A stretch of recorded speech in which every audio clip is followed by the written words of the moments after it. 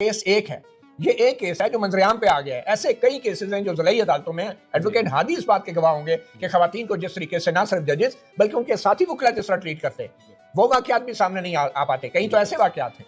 تو میں یہ سمجھتا ہوں کہ جو بار ایسوسیشنز ہیں، بار کونسلز ہیں، ان کو اس حوالے سے باقاعدہ اپنا ایک ضابطہ اخلاق جاری کرنا چاہیے. اور ججز کے لیے بھی جو ضابطہ اخلاق ہے وہ بڑا واضح ہے، اور اگر اس کو پڑھیں تو میں سمجھتا ہوں جسٹس سرفراز ڈوگر نے جو کچھ کیا ہے وہ ایک سنگین خلاف ورزی ہے اس ضابطہ اخلاق کی کہ جو کہ سپریم جوڈیشل کونسل کا جاری کردہ ہے. اور کیوں اگر یہ کل اب یہ بتا تو نہیں رہے انہوں نے کیا کرنا ہے، لیٹس سے کہ اگر کل یہ ریفرنس دائر کرتے ہیں تو کیوں اتنے بڑے واقعے کے اوپر کسی خاتون وکیل کو شکایت کرنی پڑ رہی ہے؟ کیا سپریم جوڈیشل کونسل کے پاس یہ آئینی اختیار نہیں ہے کہ وہ سو موٹو لے اس واقعے کا؟ اور کیا یہ، اور اس سے پہلے آپ یہ دیکھیں، یہ تو وکیل ہے نا، یہ جج کے کنڈکٹ کی شکایت کر رہے ہیں. 6 ججوں نے جو خط لکھا تھا مجھے بتائیں وہ کیا تھا؟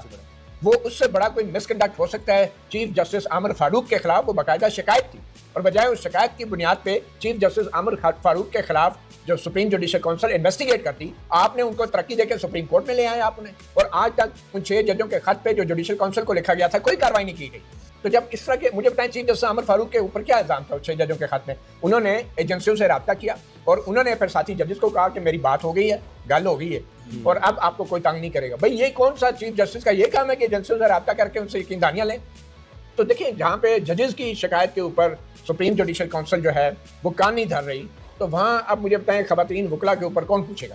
تو اس وقت تو ٹوٹلی انسیکیورٹی ہے، ججز میں بھی انسیکیورٹی ہے، وکلا میں بھی انسیکیورٹی ہے. اور یہ ساری وجہ جو ہے اس کی وہ 26ویں آئینی ترمیم ہے جو پارلیمنٹ کے اندر اسی طریقے سے 2 تہائی اکثریت سے کروائی گئی جس طریقے سے جوڈیشل کمیشن میں ایسے ججز تعینات کیے جاتے ہیں. بالکل آپ نے بات